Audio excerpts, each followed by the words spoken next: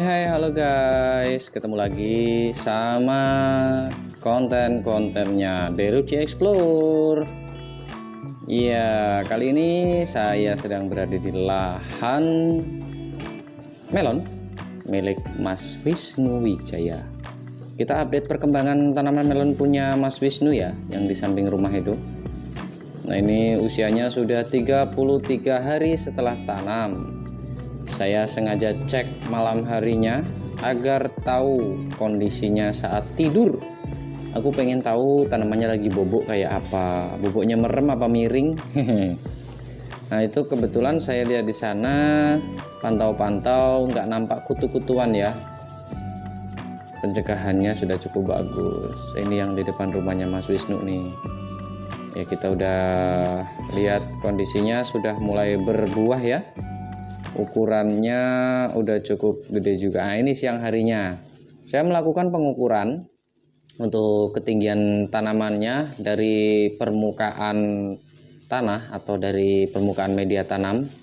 Ini saya ngukur tingginya sekitar 160 cm ya, rata-rata di 1,5 meter. Saya ukur pakai meteran tali ini, soalnya kalau pakai penggaris susah juga ya.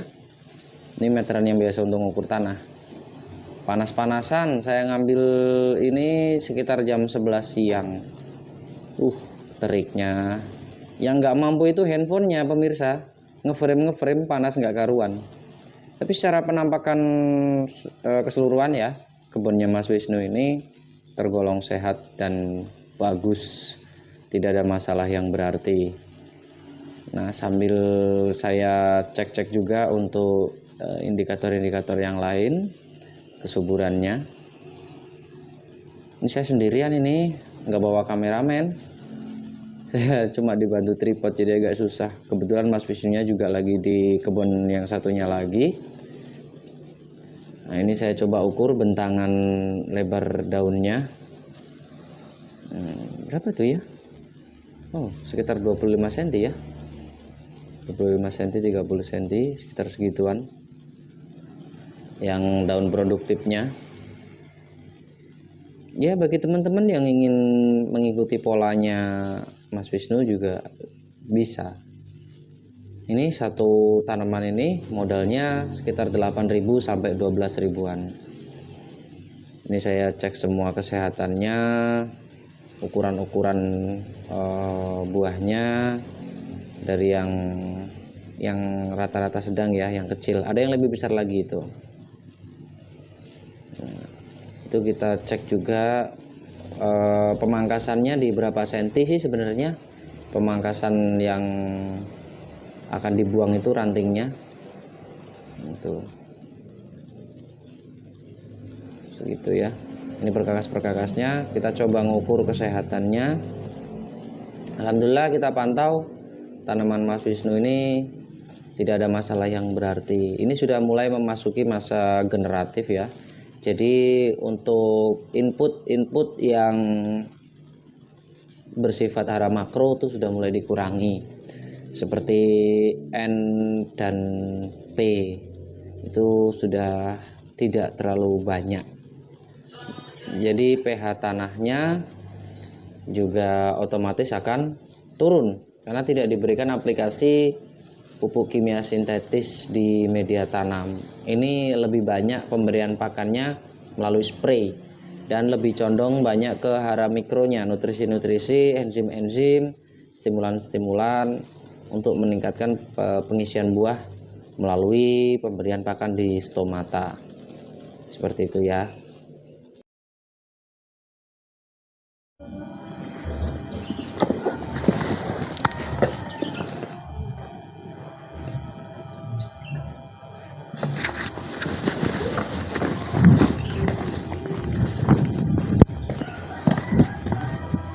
Nyonya Wisnu.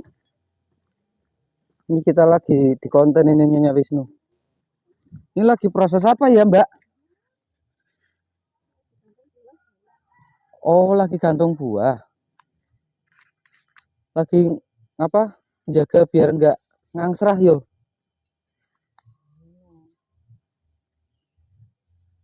Jadi ini daun-daun yang nggak penting dibuangin ya? Waduh, ternyata begini caranya. Mas Wisnunya lagi di yang sebelah.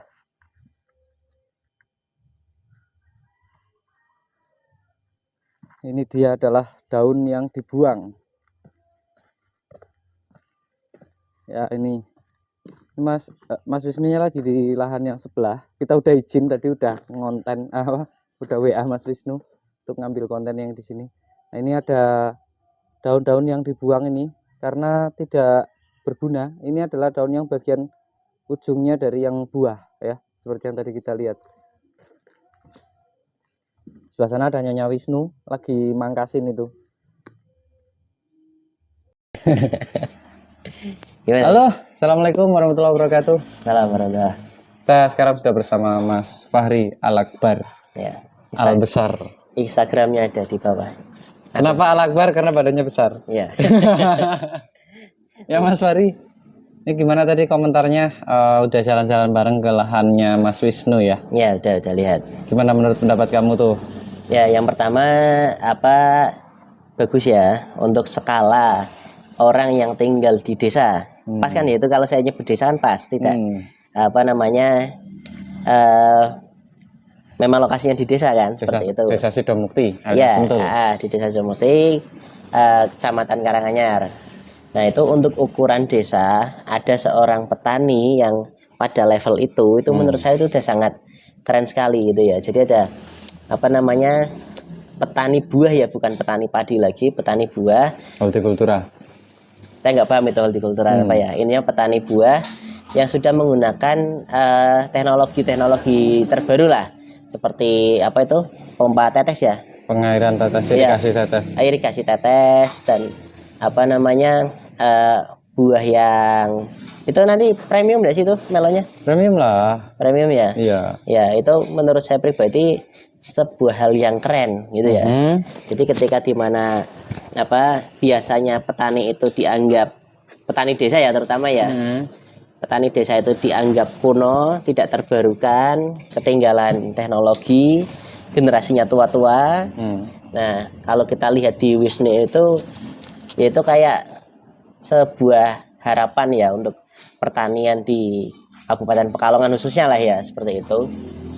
Itu sebuah contoh yang bagus gitu ya, dimana ada seorang petani yang ya bisa bertani yang untung gitu loh, bukan bertani yang orangnya rugi terus, atau bertani yang nanti ngeluh harga anjlok, nggak bisa beli pupuk dan lain sebagainya. Itu sesuatu yang bagus menurut saya, dan harusnya itu kedepannya petani-petani seperti Pak Wisnu itu harus sering banyak dipublikasi. Biar apa? Biar banyak orang yang tahu dan belajar ke situ, kayak gitu loh.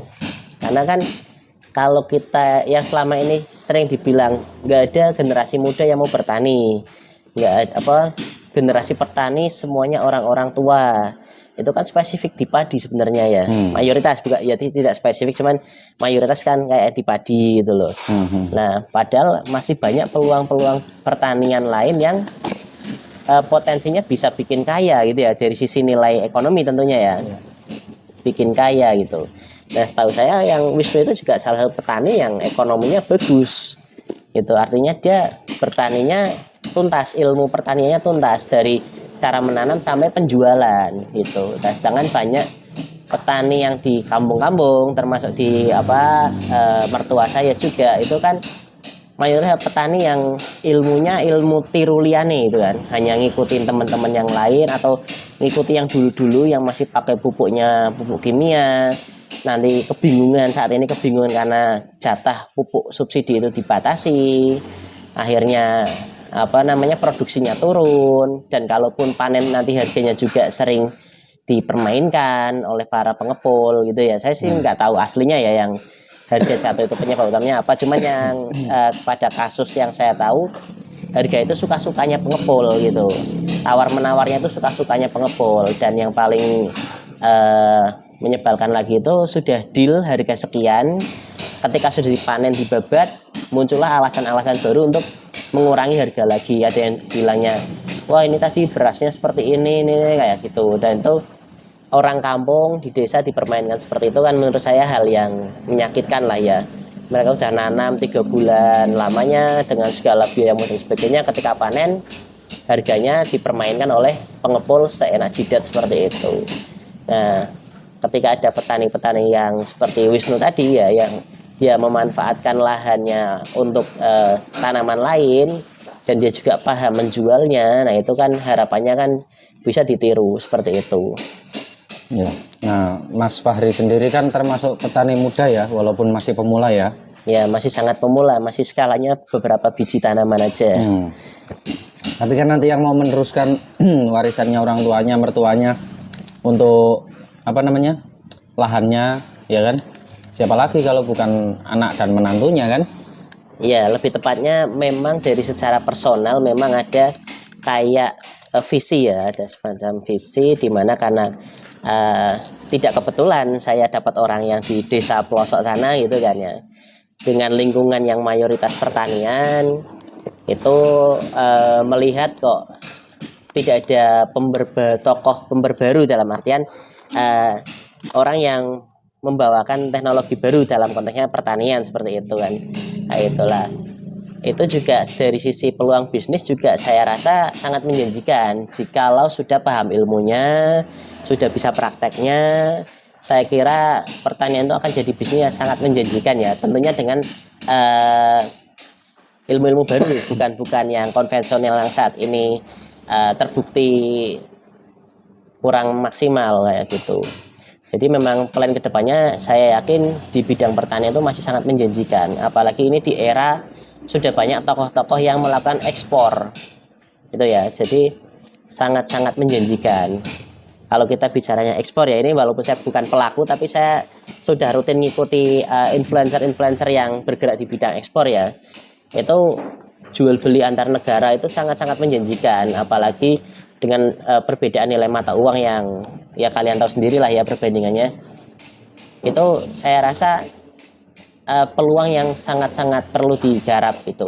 Apalagi pangan itu kan juga satu hal yang fundamental dalam sebuah kehidupan ya, ataupun bernegara itu juga fundamental gitu. Ibarat kata kalau kita tiba-tiba saling blokade antar negara, kita nggak dapat mobil nggak apa-apa, kita nggak dapat motor nggak apa-apa, kita nggak dapat handphone nggak apa-apa, tapi kalau kita nggak dapat makanan mati. Nah itu kan sebenarnya sebuah istilahnya apa ya, Peluang. Ya peluang dan ancaman juga sebenarnya kan, peluang dan ancaman juga seperti itu. Apalagi saya pribadi orang yang mungkin kalau di Pekalongan ini kan maksudnya Dapil 5 ya ini ya, di Karanganyar Dapil 5 itu kan identik dengan wilayah dataran tinggi. Karanganyar, Lebak Barang, Petung Kriono, Talun, Doro. Ya semuanya dataran tinggi, semuanya lebih familiar dikenal dengan pertaniannya juga kan, hasil buminya juga seperti itu.